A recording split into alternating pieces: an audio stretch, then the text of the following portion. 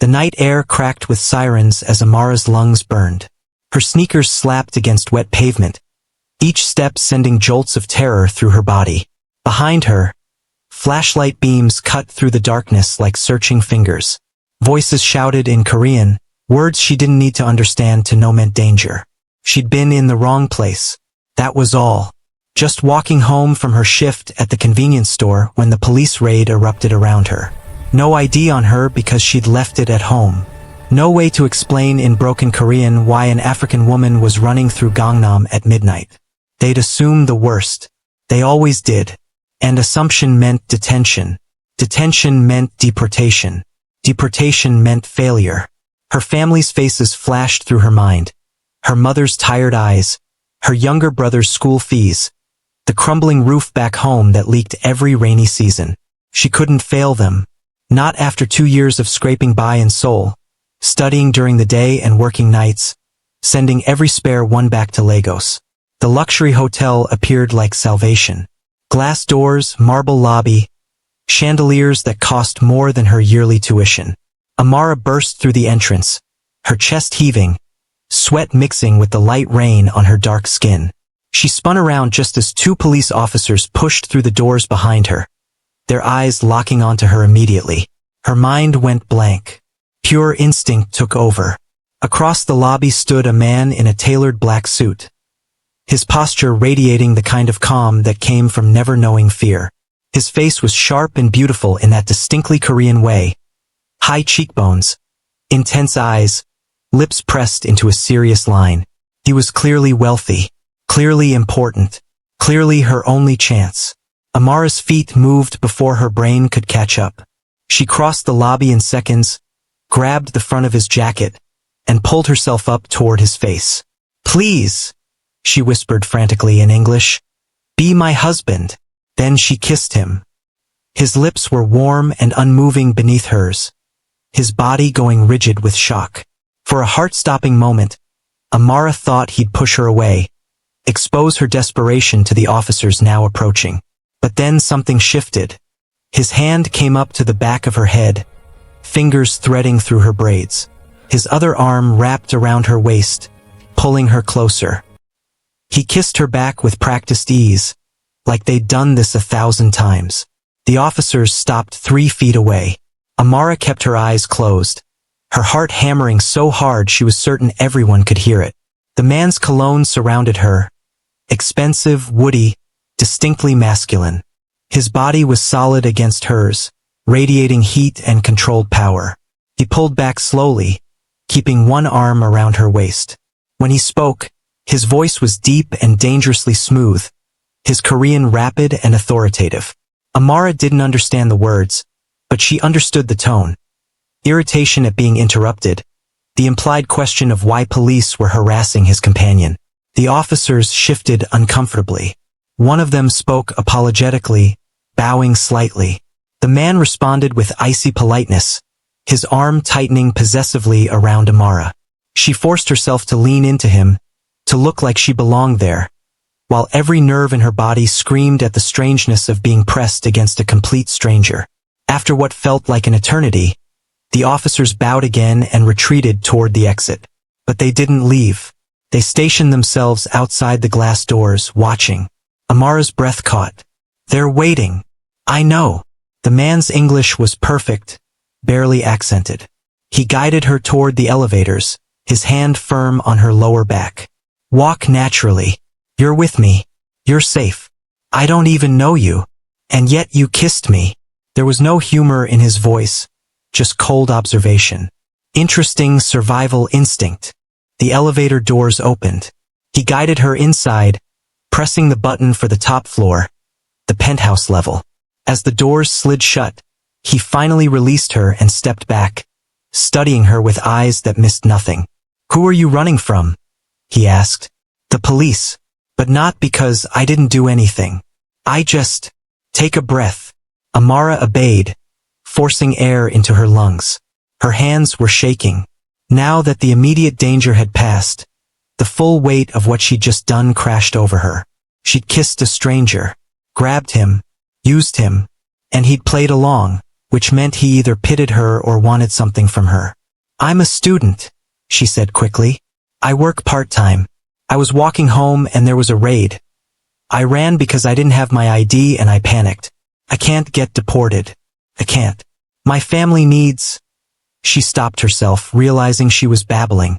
"Your Korean is poor," he observed. "I'm working on it. Where are you from?" "Nigeria." He nodded slowly, still watching her with that unnerving intensity. The elevator slowed, and Amara's stomach dropped for reasons that had nothing to do with motion. "What floor do you actually need?" she asked. "This one." The doors opened onto a private hallway with a single door. Amara's heart rate spiked again. "Wait, I can't, I should go. Thank you for helping me. But the police are still downstairs." He stepped out of the elevator. "They'll question you the moment you leave. Do you have identification now?" "No, it's at home." "Then you're not leaving yet." He walked to the penthouse door and pushed it open without using a key. It had been unlocked. "Come inside. We need to talk." Every instinct told Amara to run. But he was right. The police were waiting. And something about his calm, the way he'd handled the situation without hesitation, made her legs carry her forward even as her mind screamed warnings. The penthouse was enormous.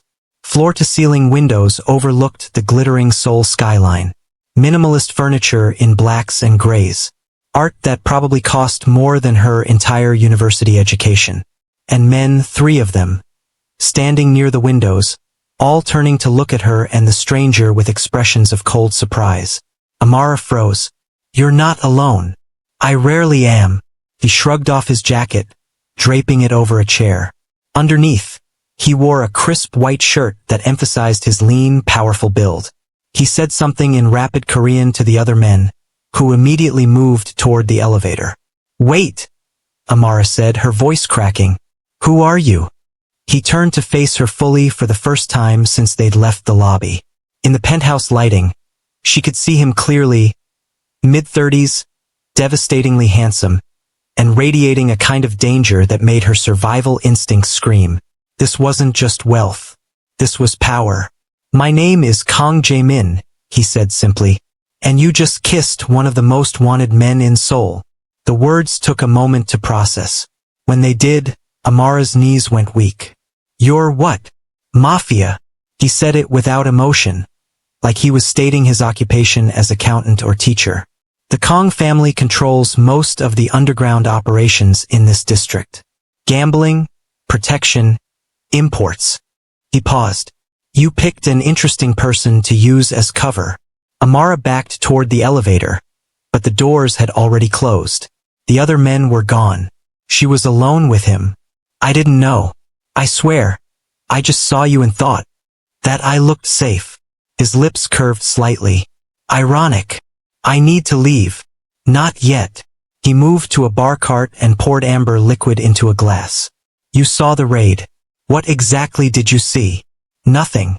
I told you, I was just walking. The police don't chase random students through Gangnam for nothing." He took a slow sip. "What did you see?" Amara's mind raced back. The alley, the shouting, the door bursting open. She'd glimpsed inside for maybe 3 seconds before running. Boxes, weapons, and faces, men looking up in panic, one of them reaching for a phone. "I didn't see anything useful," she lied. Jaemin's eyes narrowed. He set down his glass and crossed the room in 3 long strides, stopping close enough that Amara had to tilt her head back to maintain eye contact. He wasn't threatening her, but his presence was overwhelming. "Let me be clear," he said softly. "In my world, witnesses are problems. Problems get eliminated. But you did something very clever tonight. You made yourself visible. You kissed me in front of police officers, which means you're now connected to me in their minds. That connection protects you from rivals who might want to silence you." He paused. "It also means I need to know exactly what you saw and who else might come looking for you." Amara's breath came faster. "You're threatening me." "I'm explaining reality." He stepped back, giving her space. "Tell me the truth, and I can help you. Lie to me, and you're on your own with whatever consequences come." She wanted to run. She wanted to scream. Instead, she found herself sinking onto the nearest chair, exhaustion and fear finally breaking through her adrenaline. There were weapons. Crates of them. I saw maybe 5 or 6 men. One of them looked right at me before I ran. Her voice cracked. I didn't want to see anything. I just wanted to go home. Jae-Min nodded slowly. That was a rival operation. Russian mafia moving product through my territory without permission. He picked up his phone, typed something quickly. They'll assume you're a witness who can identify them. They'll also know you ran to police, which makes you a liability. But I didn't tell the police anything. They don't know that. He looked at her steadily. You have 2 choices. 1, you go home tonight and hope they don't find you. Based on experience, I'd give you 3 days before they do.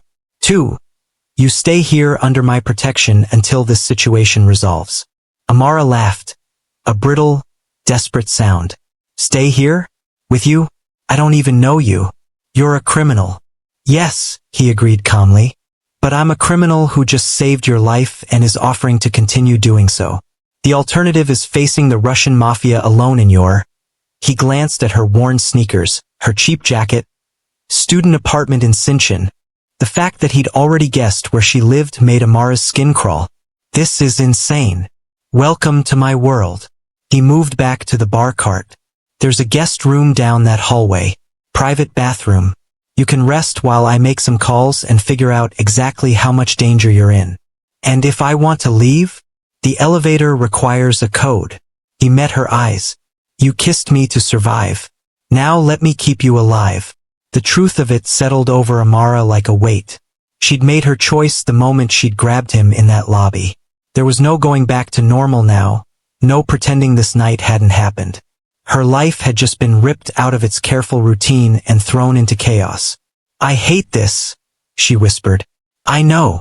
For the first time, something almost like sympathy crossed his face. But hate is better than dead. Amara stood on shaking legs and walked toward the hallway he'd indicated. At the doorway, she paused and looked back. Jae-Min had his phone to his ear, speaking rapid Korean, his posture tense. In profile, he looked younger somehow. Tired. She wondered what kind of man became a mafia boss, and why a small, foolish part of her felt safer with him than she had in months. The guest room was larger than her entire apartment. Amara stood in the doorway, taking in the king-sized bed with its pristine white linens, the modern furniture, the windows that offered a dizzying view of Seoul's night skyline. Everything smelled expensive and new. Felt wrong being here, like she'd stumbled into someone else's life. She pulled out her phone and saw 17 missed calls from her roommate, G1. She typed a quick text, I'm safe. Long story. We'll explain tomorrow. Then she powered off the phone before G1 could call back with questions Amara couldn't answer. Her reflection in the floor-to-ceiling mirror stopped her. She looked small and out of place, her braids slightly messy from running, her dark skin gleaming with a sheen of nervous sweat, her cheap jacket incongruous against the luxury surrounding her. A 24-year-old international student who'd come to Seoul with dreams of a better life, now trapped in a penthouse with a gangster because she'd witnessed something she shouldn't have. The absurdity of it almost made her laugh. A soft knock on the door frame made her spin around. Jae-Min stood there, still in his white shirt but with the sleeves now rolled up to his elbows. He held a glass of water and what looked like sleeping clothes. I thought you might need these, he said, setting them on the dresser. The bathroom has everything you need. Towels, toiletries. Thank you. The words felt automatic and strange. He didn't leave. Instead, he studied her with that same intense focus from earlier. You're afraid of me. Shouldn't I be? Probably. He leaned against the door frame, crossing his arms. But you're also angry. That's interesting. Amara bristled. You're keeping me here against my will. I'm keeping you alive against your judgment. His tone remained even. There's a difference. You're a criminal. Yes. You hurt people. When necessary. The casual way he said it made Amara's stomach turn. And you expect me to just accept that? To feel grateful? I expect you to be smart enough to recognize reality. He pushed off the door frame. I'm not asking you to like me or approve of my life. I'm asking you to let me protect you until this situation resolves. After that, you can go back to hating everything I represent. How long? A week. Maybe 2. I have classes, work, a life, which won't matter if you're dead. He moved to the window looking out at the city.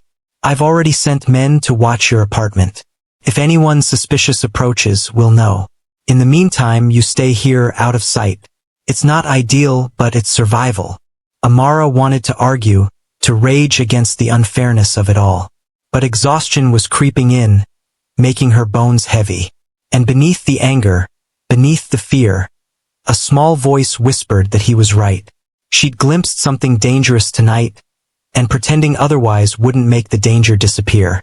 What about my family? She asked quietly. I send money home every month. If I can't work, I'll cover it. She spun to face him. What? Whatever you send. I'll match it. He said it like it was nothing, pocket change. Consider it payment for the inconvenience. I don't want your money.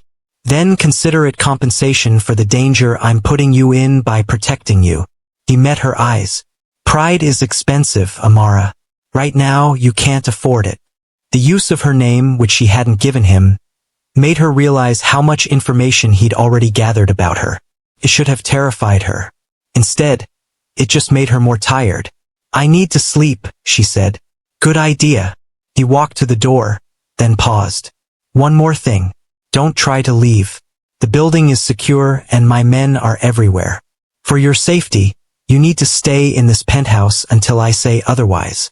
So I'm a prisoner. You're protected. He gave her a long look. Learn the difference. Then he was gone, the door clicking softly shut behind him. Amara stood alone in the luxury guest room, her hands clenched into fists at her sides. She wanted to cry. She wanted to scream. Instead, she walked to the bed, sat down on sheets that probably cost more than her monthly rent, and put her face in her hands. Tomorrow, she told herself. Tomorrow she'd figure out how to escape this nightmare.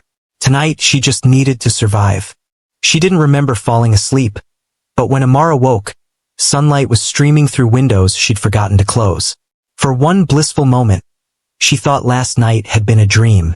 Then she saw the unfamiliar room, felt the expensive sheets, and reality crashed back. The clock on the nightstand read 10:30. She'd slept for almost 10 hours. Amara found the bathroom and shower, spending longer than necessary under water that felt like silk against her skin. Someone had laid out fresh clothes on the counter, designer sweatpants and a soft t-shirt that fit perfectly.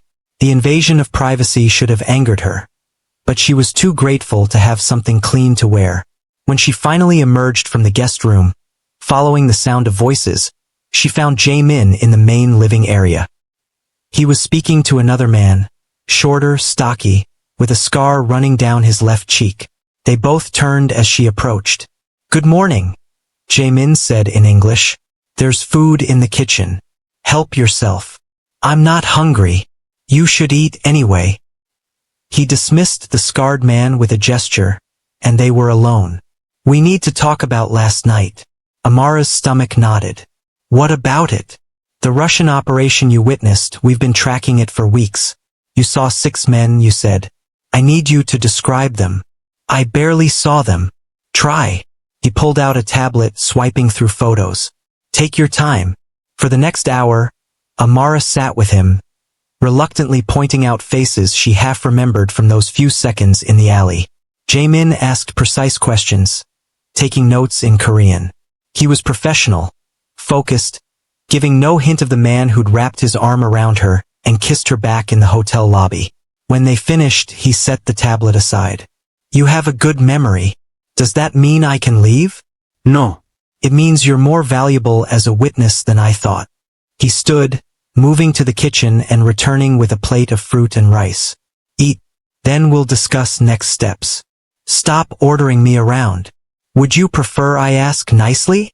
His tone didn't change. Please eat. You need your strength. Amara took the plate, hating herself for being hungry. The food was delicious, fresh and perfectly prepared. She ate in silence while Jae-Min worked on his phone, the quiet stretching between them. "Why did you help me?" she finally asked. "Last night.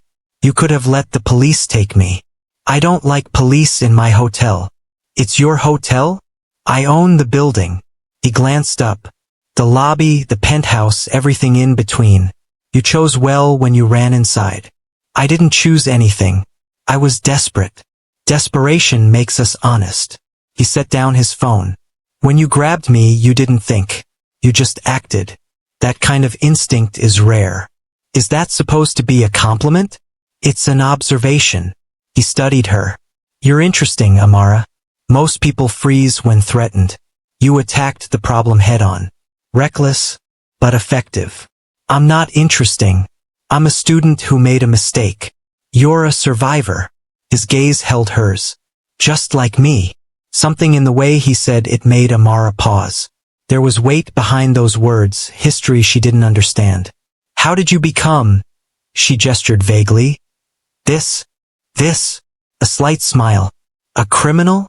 A mafia boss. I was born into it." He leaned back in his chair.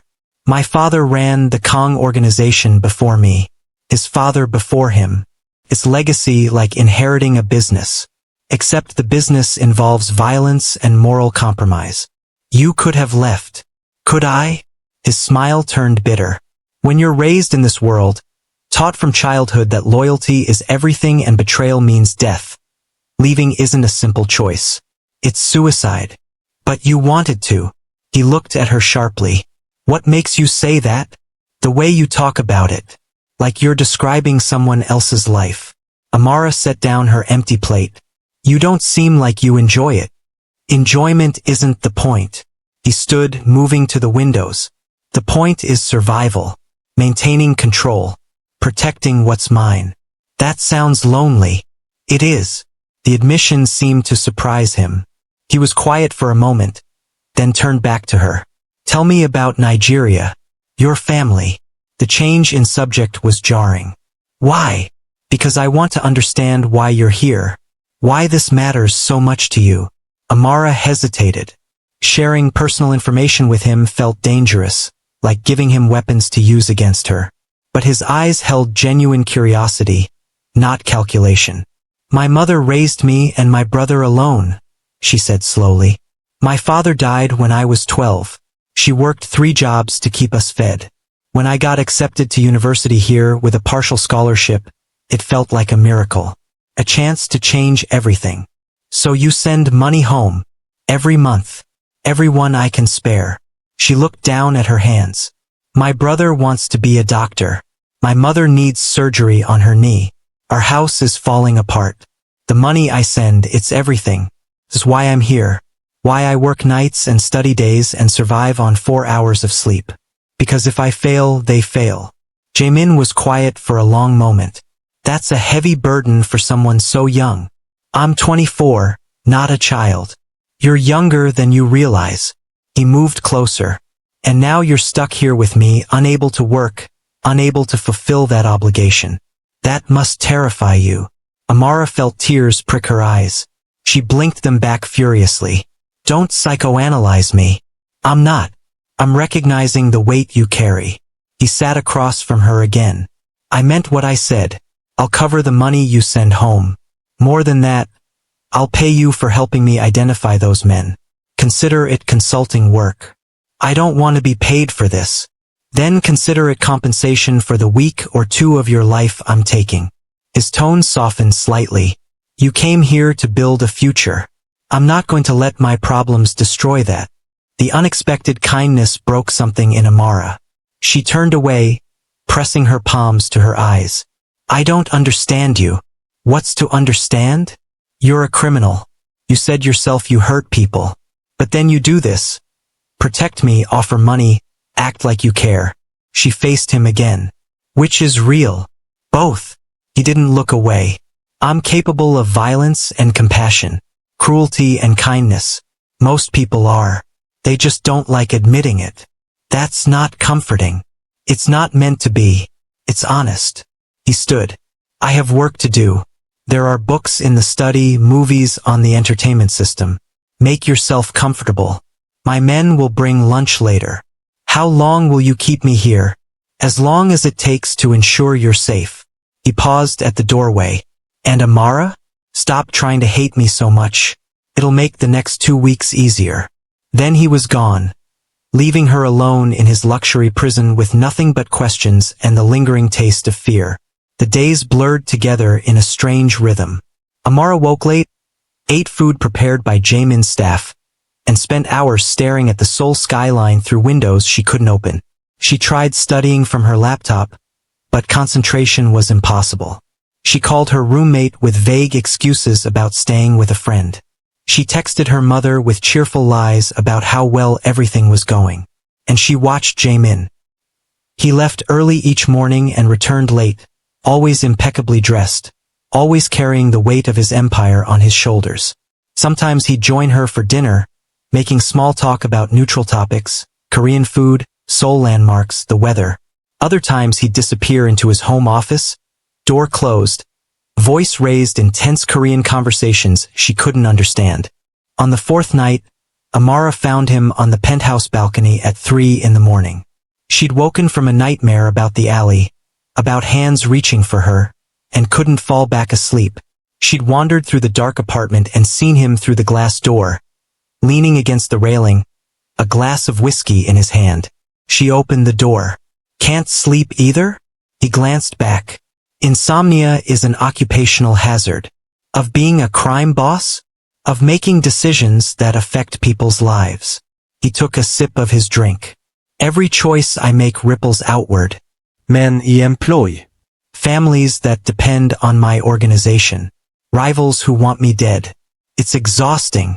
Amara joined him at the railing, keeping a careful distance between them. The night air was cool, carrying the scent of the city, exhaust and food and distant rain. Below, Seoul glittered like a jewelry box, millions of lives happening simultaneously. Do you regret it? She asked. This life. Every day. The admission was quiet. But regret doesn't change reality. I am who I am. The son who inherited his father's throne. The leader who keeps hundreds of people employed and alive. The monster who does terrible things to maintain balance. You're not a monster. You don't know what I've done. No, Amara agreed. But I know you saved me. Twice now. That counts for something. He turned to look at her fully. In the dim light from the city, his face was all sharp angles and shadows. You should be more afraid of me. Maybe. But I'm tired of being afraid. She met his gaze. You asked me to stop trying to hate you. I'm trying. But you have to meet me halfway. Stop treating me like a problem you're managing. What would you prefer? Talk to me like I'm a person. Tell me about yourself. Not the Mafia boss version, the real you. She paused. If that person still exists. Something flickered in his eyes. Surprise, maybe, or pain. That person was buried a long time ago. I don't believe that. Amara surprised herself with her certainty. People don't just disappear. They get buried under expectations and trauma and survival. But they're still there. Jae-Min was quiet for a long moment. Then he laughed. A soft, bitter sound. You're very young. And you're very cynical. Cynicism keeps me alive. So does hope. She turned to face the city. When I first came to Seoul, I was terrified. Everything was different, the language, the food, the way people looked at me. I was this African woman in a country that didn't always want me. But I chose hope anyway. Chose to believe I could make it work. And has it worked? I'm here, aren't I? Still fighting. Still trying. She glanced at him. That's what survivors do. We find reasons to keep going, even when everything says we should quit. What's your reason? My family. My future. The belief that tomorrow might be better than today. She paused. What's yours? I don't have one anymore, he said quietly. I just exist. Maintain. Survive. That's the saddest thing I've ever heard. He looked at her sharply, but there was no anger in his expression. Just a deep, aching weariness that made him look older than his years. You see too much. You're not as hard to read as you think. Amara wrapped her arms around herself against the cool air. Behind all the control and power, you're just tired. You want out, but you don't know how to leave without destroying everything you've built. Amateur psychology? Basic empathy. She smiled slightly. We're not so different, you and I. Both trapped by obligations. Both trying to protect people we love. Both scared of failing them. Jae-Min drained his glass, setting it on the railing. You should go back to bed. So should you. I will. Eventually. He turned away from the city, away from her. Thank you for the conversation. It's been a long time since anyone spoke to me like I was human. The vulnerability in that statement made Amara's heart ache. On impulse, she reached out and touched his arm. He froze. You are human, she said softly. Don't forget that. He looked down at her hand on his sleeve, then up at her face. In the darkness, his eyes were unreadable. You're dangerous, Amara. How? You make me want things I can't have. He gently removed her hand. Go to bed. Please. Amara wanted to push, to ask what things, to understand the sudden tension in his body. But something in his posture told her she'd gone far enough tonight. So she nodded and walked back inside, feeling his gaze on her back until she disappeared into the guest room. That night, she dreamed of his eyes. On the 6th day, everything changed. Amara was reading in the living room when Jae-Min burst through the penthouse door, 3 of his men behind him. His face was tight with controlled fury, his usually perfect appearance disheveled, shirt untucked, hair messy, a spot of blood on his collar. She jumped to her feet. What happened? Get your things. Now. He was already moving toward her room. Why? What's going on? The Russians found one of my warehouses. They're looking for witnesses, and they know I'm protecting someone. He emerged from her room with the few belongings she'd accumulated. We're leaving. It's not safe here anymore. Terror spiked through Amara. Where are we going? Somewhere secure. He grabbed her arm, not roughly but urgently. Trust me. Please. They took a private elevator down to the parking garage, surrounded by armed guards. A black SUV waited, engine running. Jae-Min pushed her into the back seat and climbed in beside her, barking orders in Korean to the driver. As they pulled out into Seoul traffic, Amara's hands were shaking. Are they coming for me? They're coming for anyone connected to that night. Jae-Min was typing furiously on his phone. I've moved my key people to safe locations. You're the last piece. I'm a piece on your chessboard. You're someone I'm trying to keep alive. He finally looked at her. I'm sorry. I thought we had more time. The SUV wove through traffic at dangerous speeds, changing lanes abruptly. Amara grabbed the door handle, her heart in her throat. Behind them, 2 more vehicles followed, Jae-Min's security detail. Tell me the truth, she said. How bad is this? Bad enough that I'm personally escorting you instead of sending guards. His jaw was tight. The Russians want to send a message. Anyone who witnesses their operations doesn't survive. It's about reputation. So kill me and the problem goes away. Essentially, the bluntness should have terrified her. Instead, Amara felt a strange calm settle over her. But you won't let that happen. No. He met her eyes. I won't. Something passed between them in that moment. An understanding, a connection forged in danger and proximity. Amara realized with startling clarity that she trusted him. This criminal, this dangerous man, had become her anchor in chaos. The safe house was a traditional Korean hanok in a quiet neighborhood, surrounded by high walls and guards disguised as regular residents. Jae-Min ushered her inside, checking every room before allowing her to settle. How long will we be here? Amara asked. Until I neutralize the threat. He was making calls again, his voice cold and commanding. When he finished, he looked at her. I have to leave. Handle this situation. But I'm leaving 6 men here. You'll be safe. And what about you? I'll be fine. You have blood on your collar. She pointed. That's not fine. Jae-Min glanced down, seeming to notice the stain for the first time. It's not mine. That's not comforting. It's not meant to be. He moved to leave, then paused. Amara? Yes. Don't open the door for anyone except me or the men I've stationed outside. Don't call anyone. Don't use social media. As far as the world is concerned, you don't exist right now. I understand. He nodded and was gone, leaving her in a beautiful traditional house that felt like a prettier cage. The next 12 hours were the longest of Amara's life. She tried to distract herself with books, with meditation, with cooking in the small kitchen. But every sound made her jump. Every shadow seemed threatening. The guards outside were silent and invisible, which somehow made everything worse. When the door finally opened and Jae-Min walked through, Amara nearly collapsed with relief. He looked exhausted. His suit jacket was gone, his shirt rumpled and stained. There was a fresh cut above his eyebrow and his knuckles were bruised. But he was alive. It's done, he said simply. What's done? The Russian operation. He paused. Resolved the situation. You're no longer a target.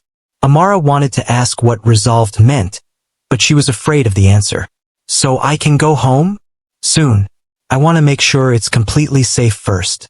He moved to the sink, washing blood from his hands. But yes, another day or two, and you're free. Freedom. The word should have made her happy. Instead, Amara felt something complicated twist in her chest. And we'll never see each other again. Jae-Min paused, water still running over his hands. He didn't turn around. That would be safest for you. That's not what I asked. No, he said quietly. We probably won't. The silence between them felt heavy with things unsaid. Amara walked to where he stood, watching his profile as he carefully dried his damaged hands on a towel. Up close, she could see the strain etched into his features, the tension in his jaw, the exhaustion darkening his eyes. Let me help, she said, reaching for the first aid kit she'd spotted under the sink earlier. I'm fine. You're bleeding. She opened the kit without waiting for permission. Sit down. For a moment she thought he'd refuse. Then he sank onto one of the wooden chairs at the small table, watching her with that intense gaze that made her nervous and aware of every movement she made. Amara dampened a clean cloth and began cleaning the cut above his eyebrow. He winced slightly but didn't pull away. This close, she could smell the mixture of expensive cologne and sweat, could see the fine lines around his eyes that spoke of stress and sleepless nights. You didn't have to do this yourself, she said softly. You have people who could have handled it. Some things I handle personally. His voice was low. When someone threatens what's mine, I respond directly. I'm not yours. Aren't you? His eyes locked with hers.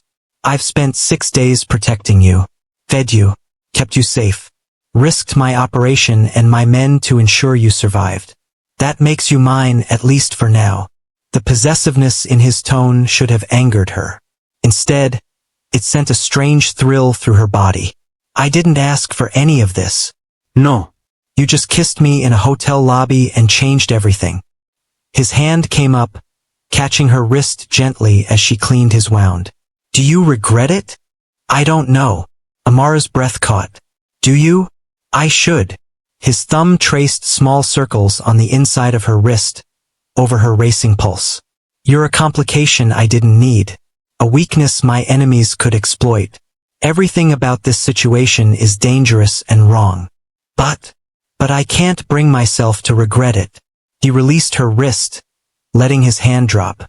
Which makes me a fool. Amara finished cleaning his cut and applied a small bandage, her hands trembling slightly.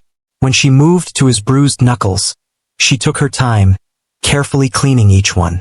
His hands were beautiful, long fingers, elegant despite the violence they'd committed tonight. What did you do? She asked. To end this. Things that would make you run from me if I described them. Try me. Jae-Min was quiet for a long moment. I made it clear that anyone who touches you dies. Not quickly. Not painlessly. I made an example of the men who came to my warehouse. And I sent a message to the Russian bosses that your life is more valuable to me than peace between our organizations. The weight of that settled over Amara. You started a war for me? I prevented one by showing strength. He looked up at her. But yes, essentially. Why? I'm nobody. Just a student who saw something she shouldn't have. You're not nobody. His voice was fierce. You're brave and smart, and you look at me like I'm human instead of a monster. You cook Nigerian food in my kitchen and argue with me and refuse to be intimidated. He stopped himself, jaw tightening. I'm what? Someone I care about. The admission seemed to cost him. Which is dangerous for both of us. Amara set down the first aid supplies, her heart hammering. Jae-Min, don't. He stood abruptly, putting distance between them. Don't make this harder than it already is. In 2 days, you go back to your life. You finish your degree, send money home, build your future. And I stay in my world where I belong. What if I don't want that? What you want doesn't matter. His tone was harsh. Whatever this is between us, it can't exist. I'm a criminal. You're an innocent trying to survive in a foreign country. We're from different worlds. You're the one who said most people are capable of both violence and kindness. That we're all complicated. Amara moved closer. Why can't we figure this out? Because figuring it out means putting you at risk. He turned to face her. Everyone I care about becomes a target. My world doesn't have room for, he gestured between them. For this, for you. So you care about me. Don't sound so pleased about it. But there was something almost like a smile at the corner of his mouth. It's inconvenient. For who? For both of us. He moved to the window, looking out at the small courtyard garden. When you leave here, you need to forget about me. Go back to your normal life. Be safe. And lonely? The word slipped out before Amara could stop it. Jae-Min's shoulders tensed. Better lonely than dead. That's not living. That's just existing. She remembered his words from the balcony. You said you just exist now. Maintain. Survive. Is that really all you want? What I want is irrelevant. Bullshit. The curse felt foreign on her tongue, but appropriate. You're using duty and protection as excuses to avoid feeling anything. But I see you, Jae-Min. I see how tired you are. How lonely. You want something different. You're just too scared to reach for it. He spun to face her, his control cracking. Of course I'm scared. Do you know what happens to people I love? My mother was killed when I was 15. Assassinated by rivals. My younger sister lives in hiding in Europe because being associated with me puts her life at risk. The last woman I tried to have a relationship with ended up in a hospital because someone wanted to hurt me. His voice broke. I don't love people anymore because loving them means signing their death warrant. The pain in his voice shattered something in Amara. She crossed the room and did something foolish, something her rational mind screamed against. She wrapped her arms around him. Jae-Min went rigid, his breath catching. For a moment he didn't move. Then his arms came around her, pulling her close with a desperation that spoke of years of isolation. His face buried in her braids, his body trembling with suppressed emotion. I'm so tired, he whispered against her hair. I'm so tired of being alone. I know. Amara held him tighter. I know. They stood like that for a long time, two people from different worlds finding unexpected comfort in each other. When Jae-Min finally pulled back, his eyes were suspiciously bright. You're dangerous, he said again, but this time his voice was soft. You make me want impossible things. Maybe they're not impossible. Amara reached up, touching his face gently. Maybe we're both just scared. I'm terrified. He caught her hand, pressing her palm against his cheek. I'm terrified of what wanting you might cost. Of what it might cost you. Then we'll be careful. She didn't know where the courage came from. We'll be smart about it. But don't push me away because of fear. We've both sacrificed too much already. Jae-Min searched her face, conflict clear in his expression. Then, slowly, he leaned down and kissed her.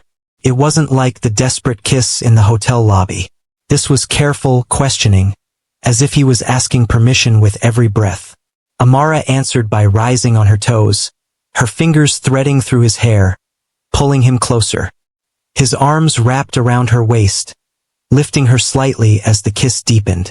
When they finally broke apart, both breathing hard, Jae-Min rested his forehead against hers. This is a terrible idea. Probably, Amara smiled. But I've made several terrible decisions lately. What's one more? He laughed, the sound rusty but genuine. You're insane. I prefer adventurous. Insane? He repeated. But he was smiling now, and it transformed his entire face. For the first time since she'd met him, he looked young, happy, like the person he might have been in another life. They spent the rest of the night talking. Really talking. Jae-Min told her about growing up in the organization, about the violence he'd witnessed as a child, about the father who trained him to be ruthless and the mother who tried to teach him compassion. He spoke about the weight of leadership, the impossible choices he made daily, the men who depended on him for survival. Amara shared her own stories, about Lagos, about her father's death, about the isolation of being a foreigner in Seoul. She told him about her dreams of starting a business someday, of bringing her family to visit Korea, of building something that would last. As dawn broke over the Hanek's garden, painting everything in shades of gold and pink, Jae-Min pulled her against his side on the small couch. We should sleep. Probably. Neither of them moved. Amara? His voice was hesitant. When this is over, when you're safe, would you consider seeing me again? Not as your protector. Just as... He paused. As me? As a date. She tilted her head to look up at him. As whatever you want it to be. I know I have nothing to offer you but complications and danger. But I'd like to try. If you're willing. Amara thought about all the reasons she should say no. The danger. The cultural differences. The impossibility of building something real with a man whose life was defined by violence. But when she looked at his face, vulnerable and hopeful and scared, all those reasons dissolved. Yes, she said simply. I'm willing to try. His smile was like sunrise. You're either very brave or very foolish. Both, probably. She settled more comfortably against him. But you're worth the risk. I'll do everything I can to make sure you never regret that decision. I know you will. They fell asleep like that, tangled together on the couch. Two impossible people finding possibility in each other. The next day brought reality crashing back. Jae-Min had to return to managing his organization, dealing with the fallout from his confrontation with the Russians. But before he left, he made arrangements for Amara's safe return to her apartment, complete with a security detail she'd never see but would always have. They'll be invisible, he promised. But if anything ever seems wrong, if you ever feel unsafe, call this number. He programmed his direct line into her phone. Day or night, I'll answer. This feels surreal, Amara admitted. Going back to normal life after everything. It won't be completely normal. He cupped her face in his hands. We'll still see each other. Carefully. Discreetly. But I meant what I said. I want to try this. So do I. He kissed her softly. I'll call you tonight. We'll figure out when we can meet again. Okay. Amara smiled. Try not to start any more wars while I'm gone. No promises. But he was smiling too. Go. Be safe. Study hard. And you be careful. Always.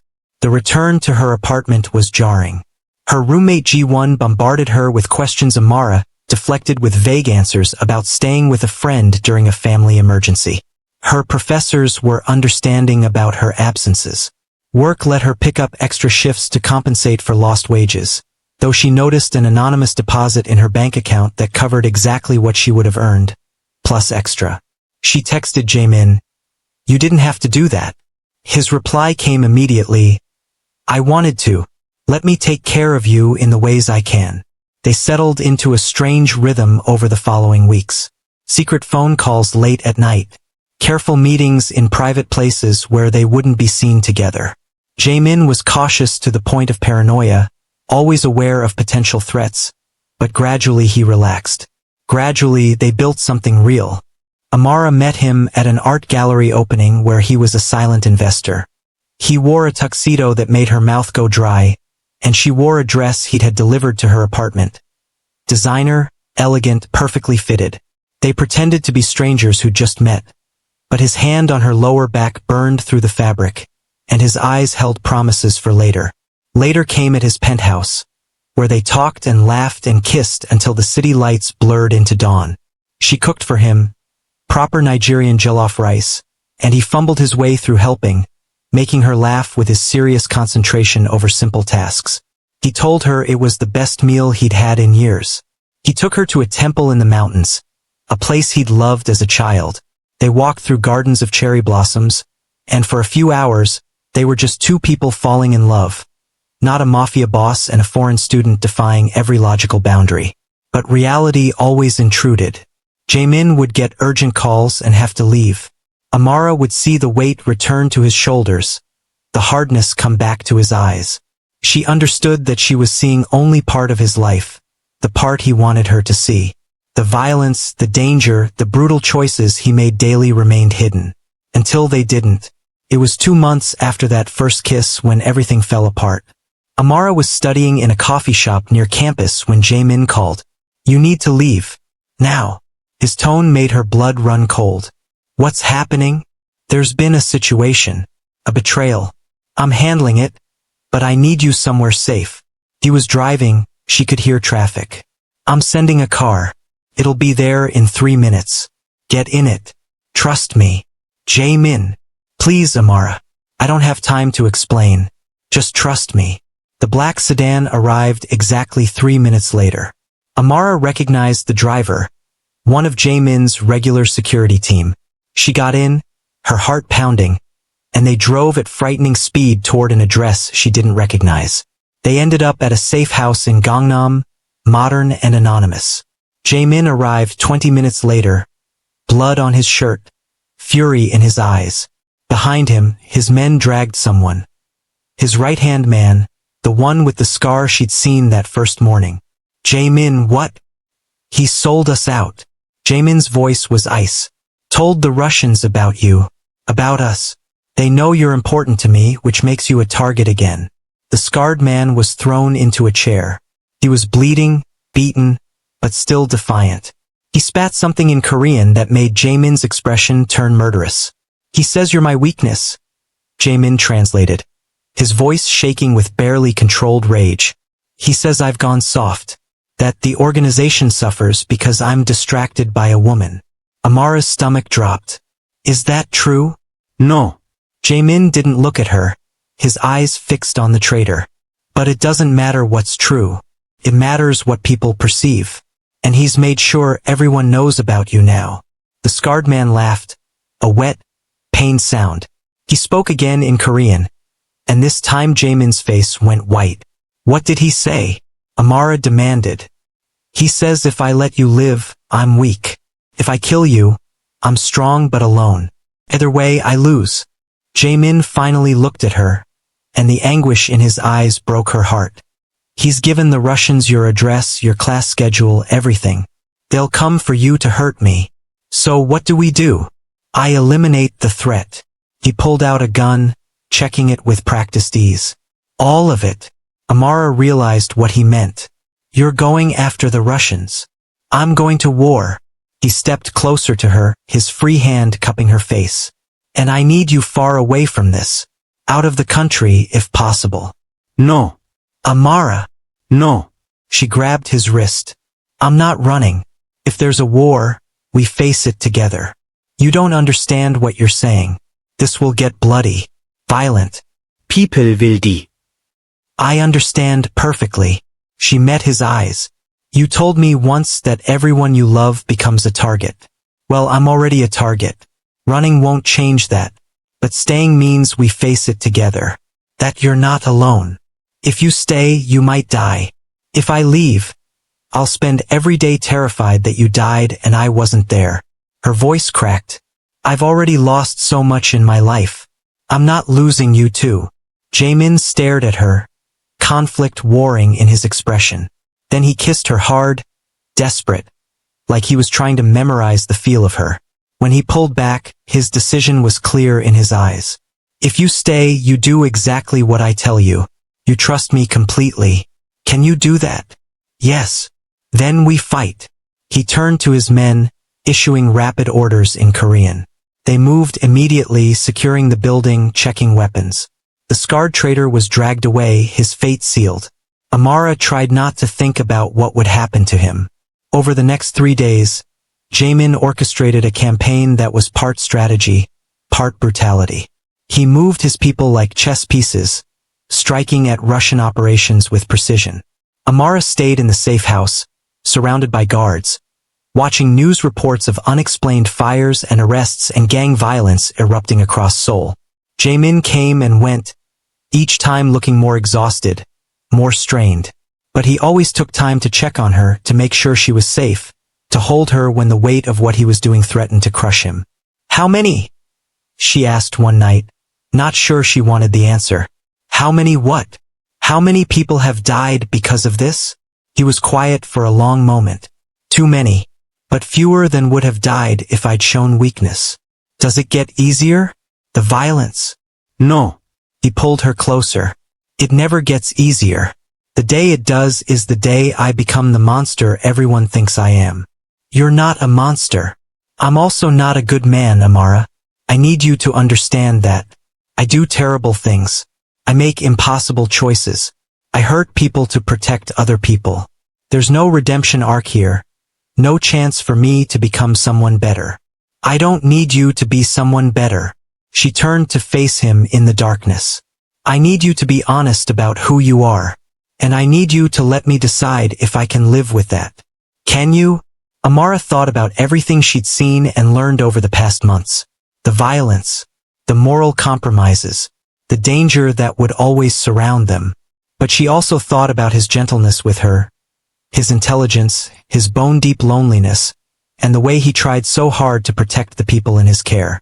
"Yes," she said finally. "I can live with it." They stayed in the safe house one more night, just the two of them, holding each other and making whispered plans for a future that seemed impossible, but suddenly, miraculously, real. 2 weeks later, Amara sat in a cafe near campus, textbooks spread in front of her, trying to focus on an upcoming exam. Her phone buzzed with a text from Jae-Min. "Dinner tonight? I have something to ask you." She smiled, typing back, "Always." The past 2 weeks had been strange. Returning to her normal routine after everything felt surreal.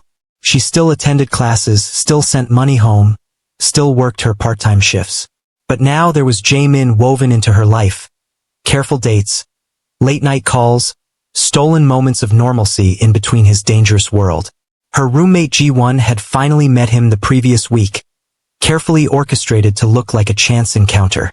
Ji-won had pulled Amara aside afterward, eyes wide. "That man is either going to make you the happiest woman alive or get you killed. Possibly both." "I know," Amara had said, "but he's worth it." "You're insane," Ji-won had replied, but she'd been smiling. Now, as evening approached, Amara changed into one of the dresses Jae-Min loved. Simple but elegant, deep blue that complemented her skin tone. He picked her up in a regular sedan, not the armored SUVs, trying to maintain some semblance of normalcy. He took her to a restaurant on the Han River, private room with views of the water and the city lights reflecting off its surface. They ate slowly, talking about everything and nothing, her classes, his legitimate business ventures, plans for the future. When dessert arrived, Jae-Min seemed nervous. It was strange seeing him uncertain. He was always so controlled, so confident. "I need to tell you something," he said finally. Amara's stomach flipped. "Okay. This life, my life. It's not going to change. I'll always be who I am. The danger will always be there, lurking. And I need you to really understand that before." He stopped, jaw working. "Before what?" He reached into his jacket and pulled out a small box. Amara's heart stopped. "Before I ask you to officially be part of it." He opened the box, revealing a ring that was simultaneously elegant and understated. A single diamond set in platinum, beautiful without being ostentatious. "I'm not asking you to marry me. Not yet. That's a decision that requires more thought, more time. But I'm asking you to commit. To say that you're choosing this, choosing us with full knowledge of what it means." "A promise ring?" Amara's voice was barely a whisper. A promise that I will spend every day trying to be worthy of you. That I will protect you with everything I have. That you're not just a secret or a complication. You're my future. If you'll have me. His hand was shaking slightly. So I'm asking, Amara. Will you have me? All of me, including the parts that are broken and dark and dangerous. Tears spilled down her cheeks. She thought about the girl who'd run through Seoul streets 2 months ago, terrified and desperate. She thought about the kiss that changed everything. She thought about all the reasons this was impossible, all the ways it could go wrong. And then she thought about Jae-Min. His loneliness and strength. His capacity for both violence and tenderness. The way he looked at her like she was his salvation. Yes, she said. Yes, I'll have you. All of you. He slipped the ring onto her finger, and it fit perfectly. Then he was around the table, pulling her up, kissing her with a desperation and joy that made her head spin. When they finally broke apart, both breathing hard, he laughed. A sound of pure relief and happiness. You're sure? Because once you say yes to me, I'm never letting you go. I'm sure. She touched his face gently. We're going to figure this out. Together. Together. He echoed, and kissed her again. They left the restaurant hand in hand, walking along the Han River as Seoul pulsed with life around them. Amara felt the weight of the ring on her finger, the weight of the choice she'd just made. It was terrifying and exhilarating and absolutely right. My mother is going to lose her mind, she said suddenly. When I tell her I'm dating a Korean man. Dating a Korean man or dating a criminal? Jae-Min asked wryly. Both. Definitely both. Amara laughed. We might have to ease her into the full truth. Probably wise. He pulled her closer as they walked. What about your brother? The future doctor. He'll probably try to fight you for my honor. I look forward to it. They walked in comfortable silence for a while, watching the lights dance on the water. Then Jae-Min stopped, turning to face her. Thank you, he said quietly. For what? For seeing me. For not running when you learned what I was. For choosing this life, this impossible thing between us. His voice was rough with emotion. I don't deserve you, but I'm selfish enough to keep you anyway. Good. Amara stood on her toes to kiss him. Because I'm selfish enough to keep you too. As they stood there by the river, two people from different worlds who'd found each other in the most impossible way. The city stretched out around them, beautiful and dangerous and full of possibility. Somewhere in the distance, sirens wailed. Jae-Min's phone buzzed with what was probably an urgent message. Reality was waiting to crash back in as it always did. But for this moment they had each other. And that was enough. That was everything. 6 months passed. Amara finished her semester with high marks despite everything. She moved into a better apartment, safer in a building Jae-Min owned, though they kept that connection quiet. She still sent money home every month, still worked toward her degree, still built her future. But now that future included Jae-Min. Their relationship remained largely secret, known only to his closest confidants and her roommate. It was safer that way, less likely to make her a target. But occasionally, in private moments, they allowed themselves to just be a couple. Cooking together in his penthouse, watching movies, arguing about everything from Korean dramas to international politics. He taught her some Korean, patiently correcting her pronunciation. She taught him Yoruba phrases, laughing when his attempts tangled his tongue. They learned each other's scars, physical and emotional, and the story behind each one. It wasn't easy. Jae-Min's world intruded constantly. There were nights when he came to her covered in blood that wasn't his, needing her presence to remember his humanity. There were days when she couldn't reach him, had to trust that he was safe even as fear ate at her. There were close calls and threats and moments when she questioned everything. But there were also mornings waking up beside him, watching Seoul sunrise paint his face in gold. There were quiet dinners where they talked for hours about dreams and fears and the future they were building together. There were moments of such profound connection that Amara forgot about danger, about impossibility, about all the reasons this shouldn't work. One evening, 7 months after that first kiss, they stood on his penthouse balcony, the same spot where they'd first really talked. Amara leaned against the railing, Jae-Min's arms wrapped around her from behind, both of them watching the city glitter below.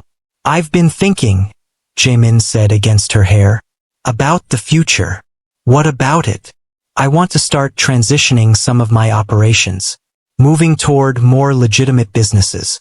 It won't happen overnight, and I'll never be completely clean. But I want to build something different. For us.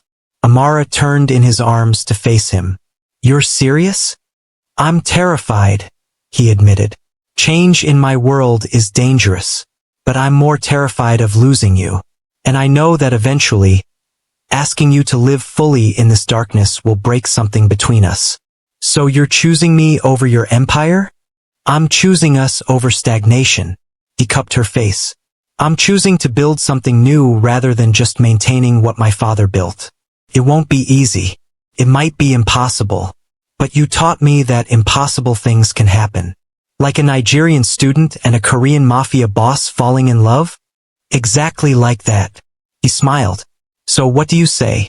Want to build an impossible future together? Amara thought about the girl who'd run through Seoul streets, desperate and alone. She thought about the kiss that changed everything. She thought about all the impossible moments that had led to this one. Yes, she said, rising on her toes to kiss him. Let's build something impossible. As their lips met under the Seoul night sky, the city pulsing with life around them, Amara felt something settle in her chest. Not certainty, their future would never be certain. But hope, the kind of fierce, stubborn hope that had brought her to Korea in the first place. They broke apart, foreheads pressed together, breathing in sync. I love you, Jae-Min whispered. I love you too. And in that moment, standing on the edge of the unknown, they both believed that love might actually be enough. If you've made it this far, thank you for joining Amara and Jae-Min on their journey. Their story is just beginning, full of danger, love, and impossible choices. Will they manage to build their future together? Can Jae-Min truly leave his dark world behind? And what new challenges await them? Asterisk asterisk. Hit that subscribe button to follow their story. Drop a comment below telling us what you think will happen next. And smash that like button if you're rooting for this impossible love. Your support means everything and helps us bring you more stories like this one. Asterisk asterisk. Remember, sometimes the most dangerous choice is the one that leads to happiness. And sometimes the person who saves you is the last one you'd expect. Asterisk asterisk. Until next time, stay bold, stay brave, and believe in impossible things.